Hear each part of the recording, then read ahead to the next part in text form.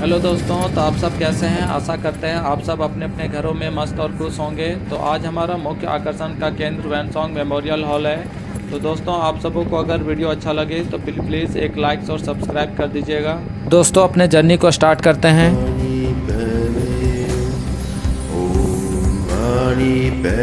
तो आप लोग सामने में जो बिल्डिंग देख रहे हैं यह विपासना केंद्र है जो नालंदा में स्थित है और यह वैनसॉन्ग मेमोरियल हॉल के ठीक सामने है। दोस्तों, ये जो बिल्डिंग है यह शिल्प केंद्र है, यानी इस बिल्डिंग के अंदर जो है दोस्तों भगवान बुद्ध से संबंधित विभिन्न प्रकार की मूर्तियां जो है बनाई जाती हैं। छोटे बड़े हर तरह की मूर्तियां बनाई जाती हैं। तो दोस्तों, वैनसॉन्ग मेमोरियल को एंट्री करने से पहले यहाँ पे टिकट लेना पड़ता है। तो चलिए हम लोग टिकट काउंटर की ओर बढ़ते हैं।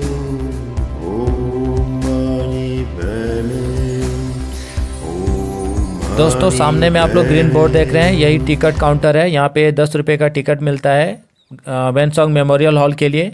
तो चलिए हम लोग धीरे धीरे आगे बढ़ते हैं और शिल्प केंद्र को देखते हैं, घूमते हैं।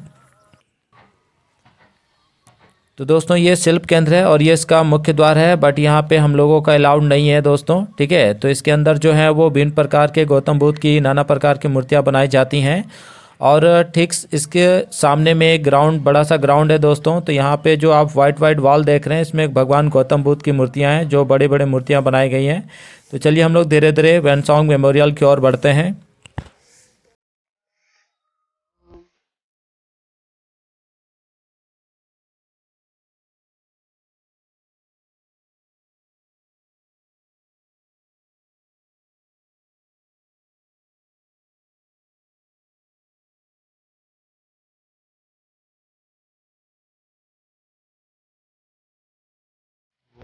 तो दोस्तों, अब हम लोग कुछ ही देर में वैनसॉन्ग मेमोरियल हॉल के मुख्य द्वार तक पहुंच जाएंगे।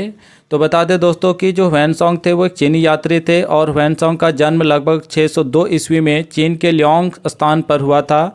वे एक दार्शनिक, घुमक्कड़ और अनुवादक भी थे। और दोस्तों, ऐसा माना जाता है कि वैनसॉन्ग को घूमना बहुत ज़्यादा पसंद था, इसलिए अन्य चीनी यात्रियों की तुलना में उनको जो सबसे अधिक महत्व दिया जाता है और उन्हें प्रिंस ऑफ ट्रेवल्स यानी यात्रियों में राजकुमार कहा जाता है। तो दोस्तों, ये आप देख रहे हैं वैनसॉन्ग मेमोरियल हॉल का गेट है और ये सामने में गेट जहाँ से हम लोग एंट्री करते हैं, ठीक है।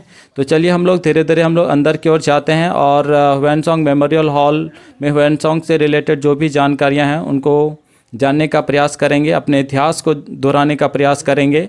क्योंकि आप लोग सभी जानते हैं कि वैनसॉन्ग जो हैं एक चीनी यात्री थे, बट वो उन्होंने नालंदा विश्वविद्यालय में जो है अध्ययन का भी कार्य किया था और वे बौद्ध धर्म से रिलेटेड बहुत सारी उन्होंने जानकारियां हासिल की थी। और जब वो भारत से वापस लौट के गए थे तो वे बौद्ध धर्म से और अन्य बहुत सारे धर्मों से रिलेटेड बहुत सारी यहाँ से किताबें वो लेके गए थे, जिन्होंने अपने जीवन के अधिकांश समय में उनके अनुवाद करने में अपना जीवन बिताया था। तो ये आप सामने देख रहे होंगे वैनसॉन्ग मेमोरियल हॉल, जो देखने में काफ़ी आकर्षक और काफ़ी अट्रैक्टिव भी है। तो ये सामने वैनसॉन्ग जी की प्रतिमा है। तो चलिए हम लोग पहले उनकी प्रतिमा को देखते हैं।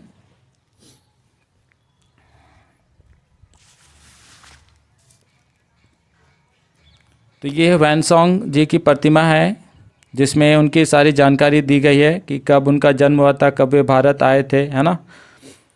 ठीक है। तो दोस्तों, बता दें 629 ईस्वी में वैनसॉन्ग को एक स्वप्न में भारत आने की प्रेरणा मिली और वैनसॉन्ग जो है 7वीं शताब्दी में जो वो भारत आए थे और उसने बुद्ध के जीवन से जुड़े सभी पवित्र स्थलों का भ्रमण किया था।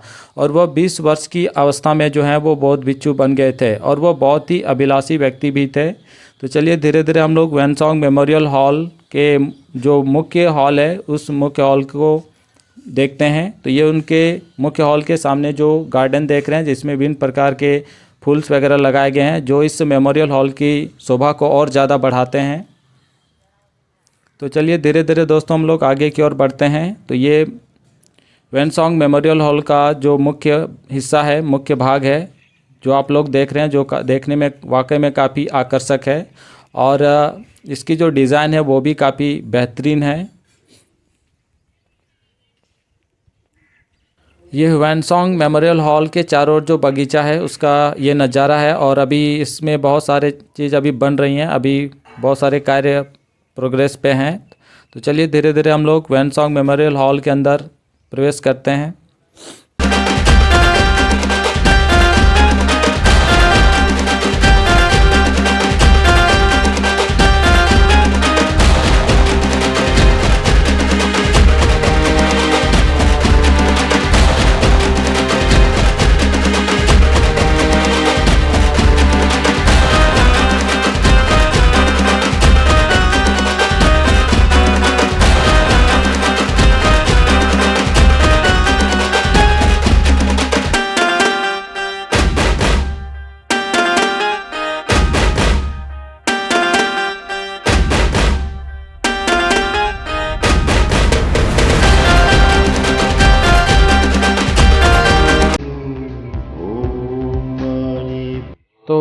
मुख्य दरवाजे के सामने ही ह्वेनसांग जी की प्रतिमा स्थापित की गई है ह्वेनसांग मेमोरियल हॉल के अंदर। जो आप लोग सामने से देख रहे होंगे ये ह्वेनसांग जी की प्रतिमा है, जिसको आप लोग काफ़ी करीब से देख रहे हैं।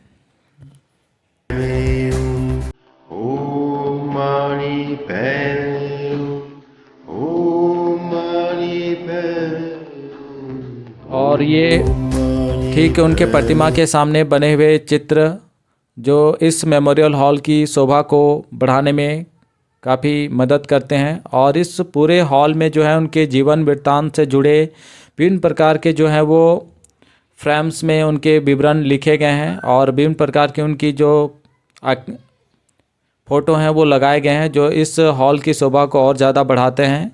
इनका पूरा जीवन वृत्तांत आपको इस टेबल में आपको दिख जाएगा, जिसमें उनके शुरू से लेकर भारत आने से लेकर भारत से वापस जाने तक का पूरा वृत्तांत लिखा हुआ है।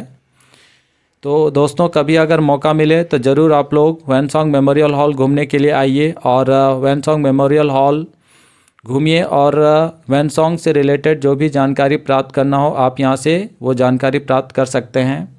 यहाँ पे लाइब्रेरी भी है जिसमें बहुत सारी पुस्तकें भी रखी गई हैं। ये आप देख रहे होंगे उनके चारों तरफ कलाकृति। ये ह्वेनसांग जी की मुख्य प्रतिमा है जो हॉल के अंदर स्थापित की गई हैं।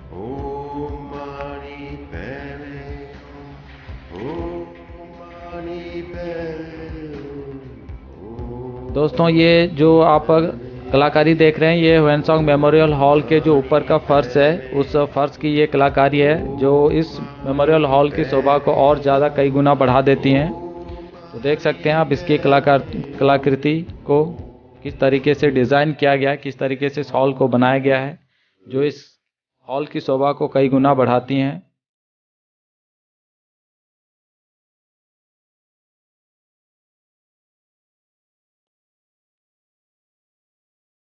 दोस्तों यहाँ पे आप लोग पद चिन्ह देख रहे होंगे जो भगवान गौतम बुद्ध के पद चिन्ह है, जो ह्वेनसांग मेमोरियल हॉल में जो ह्वेनसांग जी की प्रतिमा है ठीक उनके सामने रखी गई है। तो ये भगवान गौतम बुद्ध की पद के चिन्ह हैं।